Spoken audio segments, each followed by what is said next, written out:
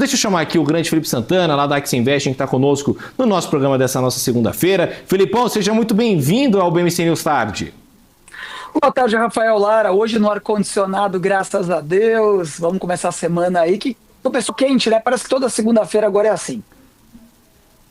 Pois é, rapaz, pois é. Eu até tirei minha barba pra gente poder tá juntos nessa aqui, né? Mudamos toda essa questão aqui. Então agora é uma nova era, um novo tempo. Então vamos falar um pouco desse Ibovespa. Esse Ibovespa que perde o patamar dos 146 mil pontos. Você acha que o investidor tem que ficar preocupado ou é uma correção comum depois de tanta máxima que teve aí no nosso Ibovespa? Primeiro lugar, a correção, lógico, né? Tivemos máxima em cima de máxima, totalmente indexados ali ao corte na taxa de juros nos Estados Unidos. Era a nossa expectativa, ela aconteceu. Agora o amanhã. Estamos no amanhã. O fluxo estrangeiro vai vir diretamente para o Brasil ou não? Qual será a proporção dele, né? Quanto dólar realmente vai entrar? Então note, Rafa, que nós tivemos vários dias, várias semanas, na verdade, de bolsa brasileira subindo desesperadamente, papéis baratos, expectativa de fluxo e corte na taxa de juros. Aconteceu. Agora é o dia de amanhã, como eu falei, hora de realizar um pouco. Agora, fora a questão da realização, que é absolutamente normal nos nossos mercados, nós temos a Assembleia Geral da ONU, nós temos Magnitsky nos políticos brasileiros, nós temos o Lula em Nova York, o presidente que desembarcou na tarde de ontem por lá, vai discursar amanhã na Assembleia Geral da ONU, pode ou não se encontrar com o presidente Trump, e nós temos aí a dúvida. A questão da Magnitsky aplicada hoje, cessa nesse ponto ou ela ainda vai escalar? E como vai ser esse possível encontro, nem que seja nos bastidores entre os dois presidentes? Olha como o mercado fica cauteloso, aproveita para realizar e tirar um pouquinho o pé do acelerador. E aí, até mesmo olhando para esse mercado de cautela, o que a gente pode esperar para essa conferência, né? A conferência da ONU lá em Nova York, que acontece amanhã, inclusive, a abertura, né? O presidente Lula, como de tradição, o Brasil é o primeiro país a falar. Então, já há, inclusive, uma expectativa do discurso do Lula ele falar sobre alguns fatores, sobre os problemas sociais do governo, sobre dar uma leve pincelada em relação ao tarifaço, mas não vai fazer nenhum grande ataque. Vai ser aquela fala mais diplomática, que é uma tradição do país, né? O Brasil ele é um país reconhecido pela sua diplomacia, até mesmo tem essa tradição na Conferência da ONU, da gente, nosso país é o primeiro a falar antes do país sede, que é no caso dos Estados Unidos. Então o Trump ele fala logo após o presidente Lula e depois tem a ordem alfabética. Então, o que você acha que dá para a gente esperar nesse encontro de amanhã? Porque são dois presidentes que não têm estado tão abertos para conversar sobre o tarifaço. E isso prejudica bastante a economia de ambos os lugares, tanto aqui quanto lá fora. Jerome Powell, na semana passada, na Super Quarta, falou que não sabe o tamanho que o tarifaço pode trazer de problema para a economia norte-americana. Então, há de se esperar pelo menos uma conversa entre os dois, ou é muito difícil disso acontecer, Felipão? Acho pouco provável que aconteça, Rafa, e digo o seguinte: o investidor, o operador de mercado, o trader, qualquer que seja a posição das pessoas que estão nos ouvindo hoje com relação ao mercado financeiro, devem ficar de olho amanhã. Essa abertura da Assembleia Geral da ONU, para mim, vai ser a mais importante aí dos últimos 10 anos, para dizer o mínimo, né? O Brasil, logicamente, tem a sua tradição diplomática, tranquila, não quer guerra com ninguém, tradicionalmente falando, por um histórico brasileiro. Agora, esta ida dos representantes brasileiros da comitiva brasileira para Nova York foi a pior dos últimos anos. Nós tivemos alguns ministros com restrições bastante severas em relação a perímetro que poderiam circular em Nova York. Aí está o ministro da Saúde, que tinha lá 5 blocos para cada lado, e o trajeto do aeroporto para o hotel para as Nações Unidas acabou não indo. Nós temos restrições de vistos para vários servidores do governo. Então, note que nós temos um tempero fortíssimo para esse discurso da Assembleia Geral da ONU.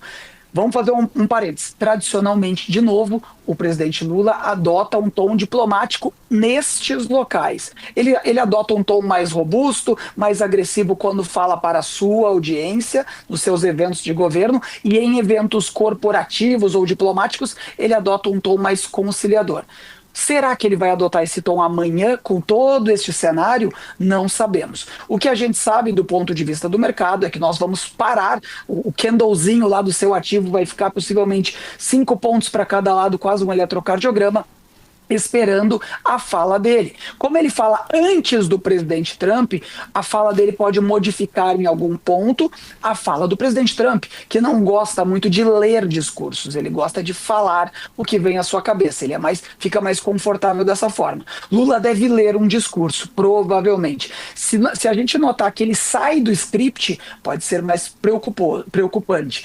Nós não podemos ter amanhã um tom mais belicoso do governo brasileiro. Isso não seria nada bom para a gente, primeiro porque nós estamos jogando, embora a ONU seja uma entidade, entre aspas, neutra, nós estamos jogando na casa do presidente Trump, é a casa dele, é os Estados Unidos, em meio a uma tensão diplomática, isso pode prejudicar em muito a nossa relação. Então, o que vai acontecer com o mercado depende muito da Assembleia Geral da ONU que começa amanhã. Exatamente, né? Inclusive agora há pouco teve até uma fala do Scott Bessent, que é o secretário do Tesouro norte-americano, falando que o ministro Alexandre de Moraes, abre aspas, é responsável por uma campanha opressiva de censura, detenções arbitrárias e processos politizados, inclusive contra Bolsonaro. Ele e também afirmou, abre aspas, a ação de hoje deixa claro que o Tesouro norte-americano continuará a atingir indivíduos que forneçam apoio material a Moraes enquanto ele viola os direitos humanos, fecha aspas. Isso foi uma fala, né, do secretário do Tesouro norte-americano, que inclusive na verdade foi na conta dele lá no X, no antigo Twitter, até porque mais cedo a esposa do ministro Alexandre de Moraes foi sancionada pela lei Magnitsky. E também agora há pouco o governo dos Estados Unidos revogou o visto do advogado-geral da União, Jorge Messias. Felipão, enquanto forem só essas sanções em relação ao judiciário e tal, tá tudo bem pra gente, né? Isso não é um grande problema para o mercado, para a economia, isso não é uma coisa que deixa o mercado de cabelo em pé, né? O que vai deixar o mercado de cabelo em pé é a dúvida. Se nós tivermos a sinalização por parte do governo americano, secretário do Tesouro, presidente, vice, que cessa aqui, nem que seja momentaneamente, o mercado respira aliviado, vem aquele chamado candle do alívio. Sobe o mercado, todo mundo fica um pouco mais tranquilo. Se não ficar claro que ainda não acabou, que pode escalar ainda mais, os bancos vão, né, arregalar um olhão assim grande, preocupados com a Magnitsky, porque a Magnitsky, em suma, é relação comercial. Onde a gente fala relação comercial, basicamente a gente está falando de dinheiro. As sanções impostas hoje à empresa da família do ministro Alexandre de Moraes, a esposa, né, do ministro Alexandre, e por tabela ali, por capilaridade, os seus filhos, que parece que alguns ou todos são sócios da empresa Lex, lá, que é do ministro Alexandre e sua família.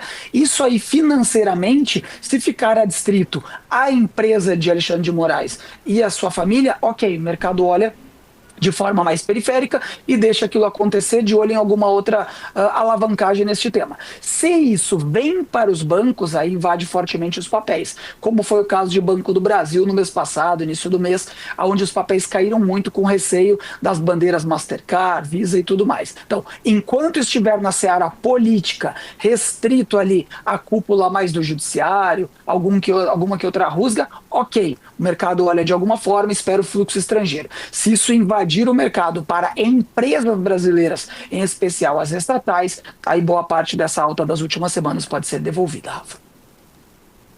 Exatamente, né? Vamos falar inclusive sobre as quedas do dia de hoje. Cosan hoje caindo 20% com a notícia que veio do fim de semana. Felipão, traz pra gente essa notícia que saiu e a sua opinião sobre Cosan. É um bom papel para investir agora ou não? Cosan é um daqueles papéis que a gente olha, parece que tem tudo para andar, tá tudo bonito e não anda. E a empresa, trimestre pós trimestre, vem ali apresentando problemas.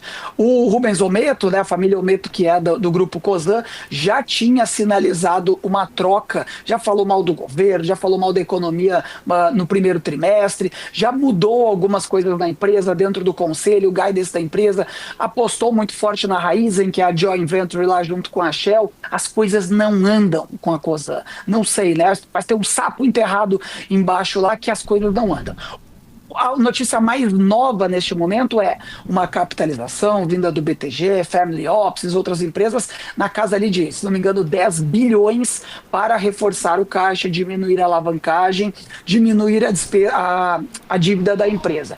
Tudo pareceria muito bom, Rafa, não fosse o fato de nós estarmos diante de um chamado follow-on, de uma nova capitalização, uma nova emissão de ações a um preço ali na casa de R$ 5, abaixo do valor de face de sexta-feira, e da abertura de hoje. Os investidores com quem eu conversei, porque eu obviamente não sou investidor de Cosan, falaram muito mal, ficaram tristes, ficaram chateados, ficaram insatisfeitos com essa capitalização. Primeiro porque o BTG já tem um histórico de participar de empresas com problemas, como foi o caso lá da Oi no início dos anos 2000, agora está junto com a Cosan colocando dinheiro, pegando ações, diluindo os acionistas. Então, se você tinha uma posição percentual de Cosan, vai ter menos agora na diluição, porque novas ações entrarão a um preço menor. Ficou todo mundo com medo e os investidores correram do papel hoje. Papel que tem uma tendência forte de queda ainda no curto prazo, vem buscando a casa dos R$ 5 para ficar mais equilibrado com a capitalização do BTG.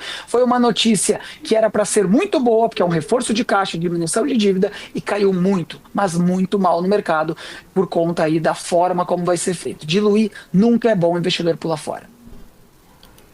Exatamente, né? O investidor pular fora. E Cosan, que vinha numa alta, né? Se a gente pega desde a operação da Polícia Federal, Cosan estava vindo bem, né? Se você pega aqui, inclusive, neste momento, ela cai 20%, mas no mês ela ainda está em alta de 1,37%. Ou seja, ela estava tendo um mês muito bom, mesmo caindo agora 20%, o mês ainda é positivo. Só que a situação realmente é muito complicada. Uma notícia que era para ser boa acaba sendo um tiro no pé aí, e aí não dá certo para a Cosan. Vamos falar sobre outras empresas hoje também. BRF e Marfrig, que estão caindo hoje 4% para a Marfrig e 4,5% para a BRF. Isso daqui é um investidor com medo da fusão, Felipão? Você acha que o pessoal teve muita empolgação e aí agora tá com certo receio da fusão de BRF com Marfrig ou não? Sim, Rafa, nós tivemos um boom ali no momento do anúncio da fusão, vários analistas aplicando ali, vamos ter uma redução de custo, vamos ganhar capilaridade, vamos criar a maior empresa e ela vai estar sob o controle da Marfrig, que em tese está indo melhor do que a BRF para vários bancos. Então houve uma euforia muito grande com o papel. Havia analistas até dizendo que ela poderia competir já no encalço da JBS, que é a maior produtora de proteína animal do planeta, né? Ganhando ali, vendendo algumas plantas, concentrando operações, e esse bom humor todo, chega um momento que todo mundo se olha, não tem mais comprador no momento, é hora de realizar. E nada melhor do que um bom momento para realizar, tempos em que a bolsa começou a cair, expectativa para a Assembleia Geral da ONU, como eu falei, é um dia mais azedo no mercado essa segunda-feira. Então deixa que eu chuto, né? Todo mundo aproveita para botar um pouquinho de dinheiro no bolso. Não vejo uma grande mudança, talvez um alinhamento diante da alta aí que a gente experimentou com esse anúncio da fusão e com uma expectativa que, no meu ponto de vista, foi um tantinho só exagerado de grande parte do mercado. As fusões são importantes, como eu falei, ganham capilaridade, dão capilaridade para as empresas, mas a gente tem que entender que as duas empresas também têm as suas dificuldades. E as culturas diferentes das empresas, num primeiro momento, elas geram um impacto muito interessante, que pode ser bom no médio prazo, mas no início é um chefe novo que entra, é um setor novo que começa a se sobrepor sobre o outro, é uma forma nova de trabalhar que começa a acontecer nas empresas. Esse choque de gestão, se não for muito bem trabalhado, pode trazer problemas aí para o próximo trimestre. Exatamente, Felipão, muito bem pontuado aí. Vamos falar agora no lado positivo aqui do gráfico. Temos Embraer subindo 4,8% com a notícia, inclusive, da Latam, né, comprando o avião da Embraer. Isso é uma coisa positiva, ajuda no fundamento do papel, Felipão?